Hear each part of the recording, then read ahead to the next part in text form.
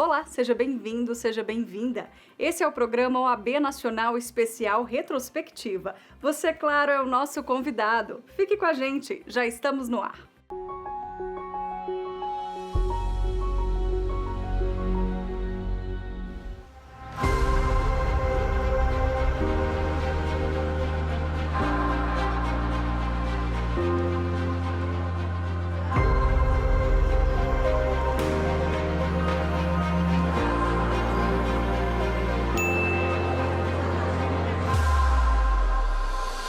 Eu gostaria primeiramente de agradecer a calorosa recepção que todos nós experimentamos chegando nessa cidade maravilhosa.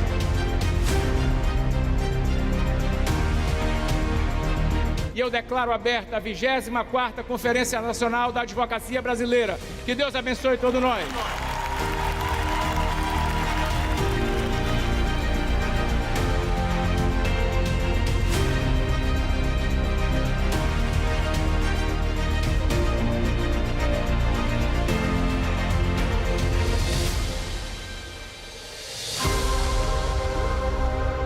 Senhoras e senhores, conhecer o passado e respeitar a história destes líderes são alicerces muito sólidos para a construção de um projeto de futuro melhor para a advocacia.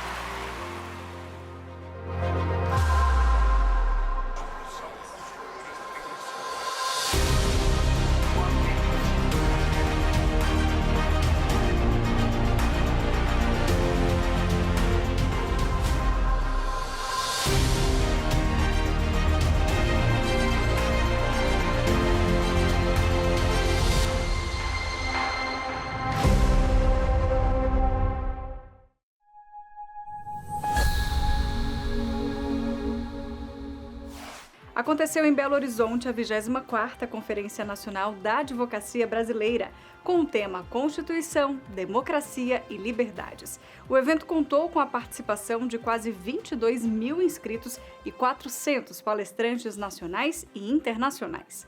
Nesta edição, você vai acompanhar uma retrospectiva de como foi o primeiro dia de programação deste que é o maior evento jurídico do mundo. Vamos ver. 6 anos após a nossa última conferência presencial, estamos juntos novamente para pensar a advocacia e o direito do Brasil.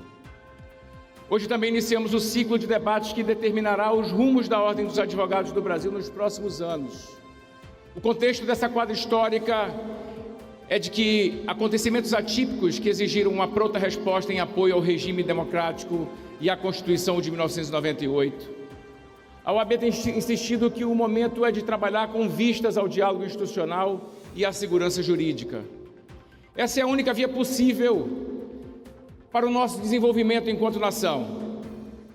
Neste ano em que a Ordem completa 93 anos, este palco servirá para fortalecer a profissão de fé que norteia a nossa caminhada. Esse espaço de reafirmação das garantias e de defesa incansável das prerrogativas da advocacia, pois elas apenas são capazes de proteger a nossa atuação profissional em prol dos cidadãos. Temos compromisso com o aprimoramento da advocacia. Temos também o compromisso com a excelência do ensino do direito. Temos compromisso com a liberdade do povo brasileiro. Temos compromisso com a ampla defesa e com o devido processo legal. Desses princípios, acreditem os senhores e as senhoras, jamais poderemos nos afastar. Eu sou um apaixonado por esta profissão, que com respeito a todas as outras, é a mais bela que pode ser exercida livremente em nosso país. Nós, advogadas e advogados, somos a voz do cidadão perante o sistema de justiça. Muitas vezes não somos compreendidos, mas por sermos destemidos, não temos medo da impopularidade das causas que nos são confiadas. Utilizamos para exercer o nosso mistério a arma mais poderosa de todas, a palavra, escrita e falada. Nossa atuação lutando por um julgamento justo em cada processo é que dá efetividade às garantias constitucionais do contraditório, da ampla defesa e do devido processo legal, e só assim se legitimam as sentenças judiciais. É bem verdade que evoluímos do ponto de vista legislativo, porém precisamos superar as dificuldades também no Poder Judiciário. A inviolabilidade dos escritórios de advocacia é uma pauta necessária para toda a classe. Nossa luta é para proteger essa inexorável coluna de sustentação do Estado Democrático de Direito. Se forem constatadas violações de prerrogativas da advocacia, vamos enfrentá-las na forma da lei, porque no final das contas são os cidadãos os maiores prejudicados. É com esse intuito que investimos nas caravanas das prerrogativas que estão percorrendo o país para verificar a realidade de cada localidade. É por isso também que avançamos na regulamentação do Sistema Nacional de Defesa das Prerrogativas unificado, para que possamos atuar unidos na defesa da atuação profissional das colegas e dos colegas, independentemente do local de sua atuação. Nós estamos preparados para defender os interesses da advocacia em todo lugar, a todos os momentos, em face de quaisquer autoridades. A OAB, senhoras e senhores, não tem ideologia se não respeita a Constituição. A OAB não tem partido senão a defesa dos mais de 1.300.000 advogadas e advogadas deste país. No Congresso Nacional, nos empenhamos pela aprovação, agora em novembro, do projeto de lei que assegura que cabe apenas à OAB avaliar a conduta de seus inscritos e não mais, em nenhuma hipótese, aos juízes. Era absurda a hipótese de aplicação sumária, sem um devido processo legal, sem contraditório, sem ampla defesa de uma multa que não tem nenhum tipo de precedente no ordenamento jurídico. Em agosto, o STF anulou decisão da Justiça do Trabalho que aplicou multa pessoal a procurador de um município por não cumprir o prazo para adicionar documentos a um processo. Na ocasião, o ministro Luiz Roberto Barroso reafirmou que tal penalidade contradiz a jurisprudência do Supremo e que foi explicitamente revogada pelo Código de Processo Civil. É urgente esclarecer de uma vez por todas que não há hierarquia nem subordinação entre a advocacia, a magistratura e o Ministério Público. E não sou eu quem digo, quem diz é a lei. Na cerimônia de abertura, a Ordem homenageou o patrono nacional do evento, Alberto Simonetti Cabral Filho, e o patrono local, Jair Leonardo Lopes. Foram 2 exemplos de profissionais éticos, aguerridos e inspiradores. Não por acaso que são os patronos dessa conferência. Cada um à sua maneira. Obteve destaque na advocacia, sobretudo, por terem olhares diferentes, um olhar para o outro. Além da generosidade e da alteridade que lhes eram peculiar, nossos homenageados tinham, entre outras semelhanças, a paixão pelo direito penal. Ambos dedicaram suas vidas à advocacia criminal, um no norte do país e o outro no sudeste. Primeiro, quero tecer breves considerações sobre o nosso patrono local, o professor Jair Leonardo, avô paterno do presidente da OAB de Minas, doutor Sérgio Leonardo, e um exemplo para todos nós. Jair Leonardo, ele foi professor, escreveu livros, integrou associações especializadas e compôs a comissão revisora do anteprojeto do Código Penal de 1984. Atuou como membro do Ministério da Justiça, do Conselho Nacional de Política Criminal e Penitenciária e do Conselho de Defesa da Pessoa Humana e outras entidades. Em todas as oportunidades, ele reuniu conhecimento teórico, a experiência prática e costumava dizer o seguinte: a melhor política criminal é a sua substituição pela política social. Dr. Alberto Simonetti veio para ser o patrono nacional dessa conferência por um motivo muito simples. Ele se doou à advocacia por inteiro. E nisso representa cada um dos advogados e cada uma das advogadas brasileiras. Dr. Albertinho renasce, não apenas como homenageado, mas com ética de vida e como esperança. A esperança de quem teve uma infância dura, que veio de uma origem humilde. Dr. Alberto Simonetti representa a esperança da advocacia. E como sonhava Dr. Alberto Simonetti? Sonhava com a advocacia democrática, com acesso amplo à educação de qualidade e principalmente com uma infraestrutura para desenvolvimento profissional da sua advocacia amazonense.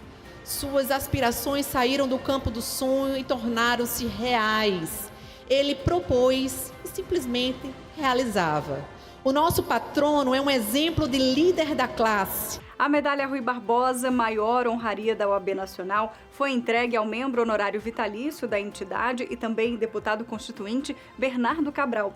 Ele foi relator-geral da Assembleia Constituinte, tendo sugerido na carta a inclusão do artigo que define o advogado como indispensável à administração da justiça. O momento e o tema são absolutamente oportunos e muitos dizem sobre os dois grandes homens, Bernardo Cabral, o agraciado, e Rui Barbosa, cujo nome batiza a honraria. Foram ambos imbricados pelo espírito de liberdade que guiou suas vidas, na concepção de que a liberdade não é um luxo dos tempos de bonança. É, sobretudo, o maior elemento de estabilidade das instituições, como afirmou o nosso patrono. É encontro de duas trajetórias jurídicas, políticas, afetivas e intelectuais determinantes para a construção de um Estado democrático. Ambos lutaram, cada um em seu tempo e à sua maneira, para assegurar as prerrogativas da advocacia e os direitos fundamentais da cidadania brasileira. Esse encontro, portanto, estava escrito. Rui Barbosa dizia: o princípio do futuro é a democracia. Essa foi a pauta que inspirou a trajetória de Bernardo Cabral. O ponto de partida para o ingresso do nosso homenageado na vida parlamentar foi sua exímia habilidade com a palavra, escrita ou dita, e seu compromisso ético, político, jurídico e existencial com o outro, com a vida humana. Destacado como um dos melhores deputados da Câmara Federal, o recrudescimento do regime militar e a imposição do AI-5 levaram à cassação dos seus direitos políticos. Queriam calar sua voz, mas a interrupção do seu mandato não arrefeceu seus esforços pela consolidação da democracia. Atuou ainda com mais vigor e na advocacia exerceu o cargo de conselheiro federal e presidente do Conselho Federal da OAB. Dentre os feitos principais de sua gestão, destaco a defesa do aprimoramento do ensino jurídico no Brasil, pauta que até hoje faz parte do cerne da atuação da Ordem, porque é o começo de todas as lutas. Isso tudo, eu devo dizer que fazem com que eu respeito a coisa que me é mais respeitada do mundo, que é o artigo 133 da nossa Constituição. Salve a OAB, que me ajudou tanto. A OAB Nacional também foi homenageada com uma carta aberta lida pelo conselheiro federal decano Felipe Sarmento. O texto destacou ações como o plano de interiorização da advocacia e enalteceu o trabalho do presidente da Ordem, Beto Simonetti, e de toda a diretoria da entidade. Hoje completamos 664 dias desde 1º de fevereiro de 2022, quando sua gestão, OAB de Portas Abertas, foi empossada, anunciando que seria uma gestão da advocacia para a advocacia. Promessas cumpridas. Em quase 2 anos de trabalho, a advocacia alcançou vitórias essenciais para permanecer cumprindo a sua missão constitucional. Ao contrário do que muitos pensam, conquistas sólidas não são frutos irrefletidos, repentinos e meramente populistas. Como diz o patrono da advocacia, Rui Barbosa, a palavra é um instrumento irresistível da conquista da liberdade. Utilizando-se do dom da palavra, do traquejo elegante, da paciência inabalável e da sabedoria dos grandes líderes, Vossa Excelência, Presidente Beto, e toda a sua diretoria apresentaram e defenderam as demandas da Advocacia Nacional a representantes de todos os poderes da República.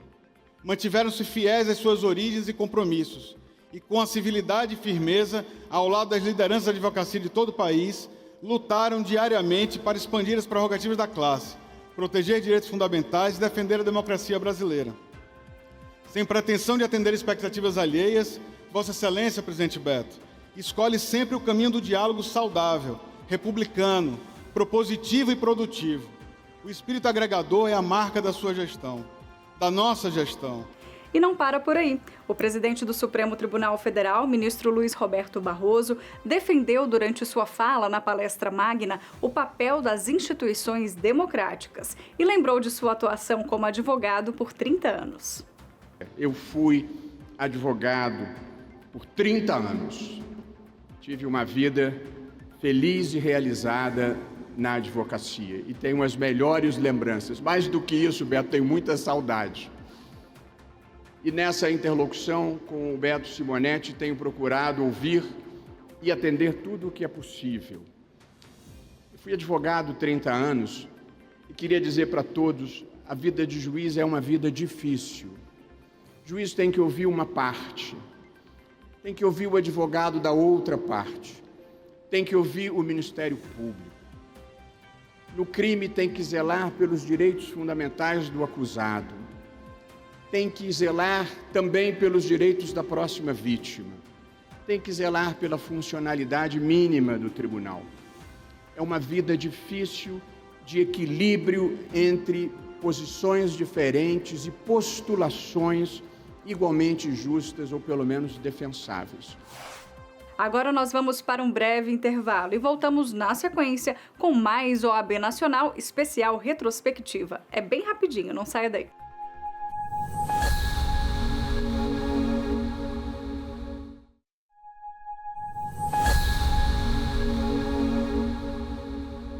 Com o intuito de fortalecer a advocacia no interior do país, o Conselho Federal da Ordem dos Advogados do Brasil realizou a entrega do segundo lote de doação de computadores. Ao todo, 500 unidades foram distribuídas aos municípios de 25 seccionais. Acompanhe. Entregamos o nosso segundo combo de equipamentos de informática para todas as seccionais do país. Lançamos o site, a página no site do Conselho Federal, exclusiva e específica da interiorização, apresentando inventário de fotos, de ações, de planos ainda para o futuro. Tivemos uma roda de conversa com as nossas coordenadoras adjuntas, privilegiando também a mulher advogada do interior, além de que nós prestamos a cada um dos presidentes das seccionais uma justa e merecida homenagem, porque eles são os nossos grandes parceiros para que esse projeto que sai do Conselho Federal de Interiorização chegue a todas as regiões, a todas as cidades, a todas as subseções do país, em todas as regiões, porque na verdade essa é a grande meta, esse é o grande plano e essa é uma das pautas mais importantes da atual gestão. Então tivemos sim lançamentos e nós deixamos aí nesta 24ª Conferência Nacional a marca da interiorização, ação, efetividade e muito mais presença. Interiorização é uma OAB presente onde o advogado e a advogada estiver no país. Isso outrora não existia. E a partir do presidente Beto Simonetti e de toda a sensibilidade da diretoria, nós passamos a cumprir esse Plano Nacional de Interiorização, uma marca, um trabalho, uma pauta que certamente ficará perene, porque não há diferença e não pode ter a diferença entre a advocacia do interior e a advocacia da capital. Somos um só, somos integrantes da mesma ordem, temos os mesmos direitos, os mesmos deveres e não cabe, portanto, qualquer tipo de diferença.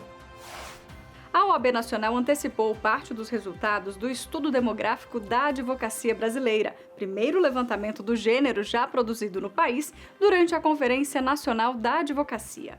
A pesquisa traz aspectos sociodemográficos, anseios, dificuldades e outras características da profissão. E quem conta mais detalhes é o vice-presidente da Ordem, Rafael Horn. Confira. Nós anunciamos aí o primeiro levantamento demográfico da advocacia brasileira, uma meta da atual gestão capitaneada pelo presidente Beto Simonetti, com o intuito de conhecer e compreender a realidade dos advogados e advogadas em todos os rincões do país. Trouxemos dados importantíssimos e que nos trazem um foco sobre temas como remuneração, prerrogativas e estrutura do judiciário. Mais da metade dos advogados e advogadas brasileiros percebem menos de 5 salários mínimos e 1/3 da advocacia menos de 2 salários mínimos. Isso demonstra o quê? Que precisamos focar nos honorários advocatícios, tanto no âmbito do honorário sucumbencial, na valorização desses honorários no âmbito do STJ, Supremo, a nossa luta que foi capitaneada pelo presidente Beto, a valorização da advocacia dativa e também na educação jurídica dos advogados e advogadas brasileiros, para que eles tenham condições de, com esse conhecimento, promover melhor a sua atividade e, com isso, melhorar sua remuneração. Outro aspecto é que 1/3 da advocacia já teve suas prerrogativas violadas.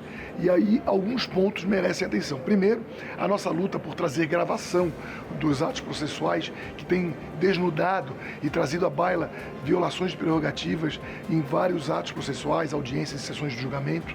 Temos também a necessidade de focar nesse cadastro nacional de violadores de prerrogativas para estimular a advocacia a noticiar a OAB quando há algum tipo de violação, para que a ordem possa registrar e, com isso, promover uma luta ainda mais eficiente em prol da valorização profissional.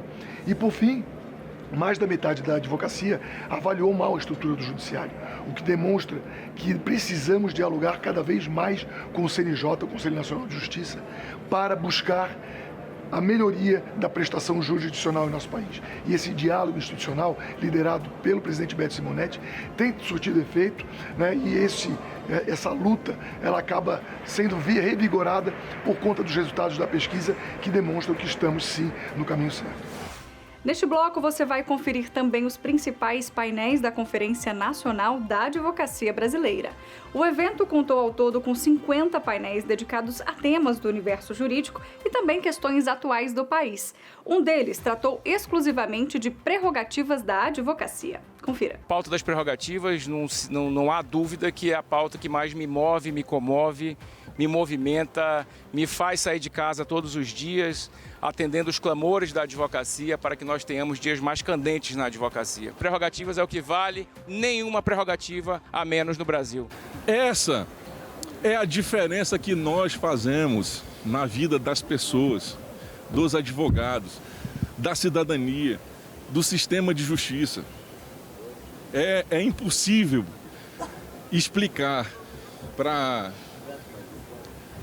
quem não tem vocação o que é viver as prerrogativas. É impossível.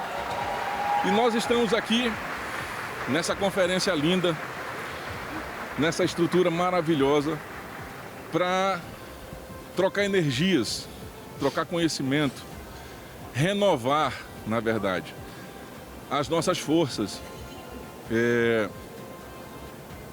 A exemplo de cada um de vocês, somos seres humanos. Às vezes a gente cansa, às vezes a gente sente as pressões das cobranças, somos todos iguais.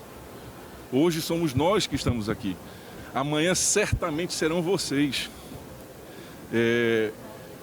Só tem um sentimento que não nos pertence, que é o da desistência. Nós somos essencialmente resistentes. Nós amadurecemos o tempo correto, as discussões, o trabalho conjunto, levando a história. Isso fez com que nós chegássemos a esse amadurecimento e agora entregue às seccionais este regulamento dos violadores de prerrogativas, que está lá como proceder e como colocar no cadastro, onde eles vão ficar 5 anos sem poder exercer a advocacia quando requerer a sua inscrição, sendo declarados inidôneos moralmente, e aqueles que têm a quarentena, que são os 3 anos, eles vão ter que respeitar os 3 da quarentena mais os 5, conforme o regramento, e não vão ingressar na nossa ordem. Outro painel da conferência debateu a integração da advocacia no mundo, com a participação de representantes de 4 continentes. O debate tratou do mercado jurídico mundial. São presidentes de entidades cogêneres à OAB, do Colégio de Advogados, dos países de língua portuguesa, espanhola, de países de língua inglesa. Não é? Temos aqui representantes desde a Coreia até o presidente da Ordem do México, do Colégio de Advogados da Argentina, de Lisboa, de vários países de língua portuguesa. Portanto, demonstra toda a centralidade da integração jurídica para que possamos ter integração econômica, o desenvolvimento econômico, a construção de um mundo de paz, em que as divergências sejam resolvidas de forma pacífica. O direito é justamente a substituição da guerra pelo debate de ideias, pela divergência sendo julgada de forma pacífica. Nesse momento que verificamos guerras no mundo que vão na contramão daquilo que queremos construir. Não há democracia, sem advocacia, não há advocacia sem democracia, como também não há Estado de Direito num regime de guerras. O Estado de Direito pressupõe a solução pacífica das controvérsias e essa integração jurídica dentro da discussão do mercado global jurídico que está sendo discutido também aqui na Conferência Nacional da OAB. Es muy interesante poder venir al mayor evento de la abogacía mundial, encontrar un evento con 22.000 abogados, en donde esté hablando de constitución, democracia, Estado de Derecho. Sempre é um tema muito interessante. Há muitas coisas que no Brasil se pode aprender, porque vocês já passaram ou porque estão a pensar no assunto. Eu acho que o facto de nós estarmos no mesmo espaço de língua portuguesa nos ajuda muito e acho que nós temos cada vez mais que perceber que o ser advogado em Portugal ou no Brasil, na base, é a mesma coisa. E as discussões que acontecem num lado e no outro são muito parecidas. Por exemplo, o judicialismo que se fala muito aqui no Brasil, também estamos a passar pelo mesmo agora, que fez cair o nosso governo e tudo. Portanto, acho que desta conferência eu levo essencialmente a grandiosidade, levo a existência de muitos advogados, que comparado com Portugal não tem nada a ver, é uma dimensão completamente diferente, mas isso também é bom porque permite ter várias sensibilidades da advocacia brasileira aqui num espaço como este. E isso é muito importante. As tecnologias e as mídias sociais revolucionaram o universo da comunicação em todo o mundo, mas a fluidez e a facilidade de comunicação proporcionadas pelas ferramentas online esbarram em princípios morais, éticos e legais que devem ser observados. Acompanhe. Quando a gente fala, em especial, de congresso da OAB, de conferência da OAB, a gente está discutindo todo tipo de liberdade. A função, inclusive, do advogado e da OAB enquanto entidade é assegurar todo o tipo de liberdade. Eu falei aqui especificamente sobre a liberdade de expressão, que é um tipo de liberdade, mas que no fundo tem sido muito maltratada no Brasil. A gente precisa estabelecer um compromisso com a liberdade de expressão, que, é claro, significa a imposição de alguns limites, previstos inclusive na Constituição, definir quais são esses limites, mas ter um compromisso que sempre que esses limites não forem alcançados, a liberdade de expressão é plena, seja de expressão jornalística, seja de expressão artística, seja de expressão educacional, através da liberdade de cátedra.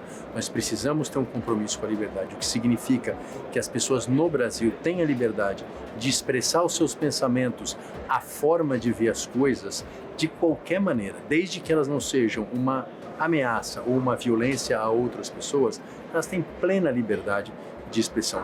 Por menos que eu goste da ideia delas, por mais que eu discorde da ideia delas, eu tenho invariavelmente que proteger a liberdade que elas têm de manifestar o seu pensamento.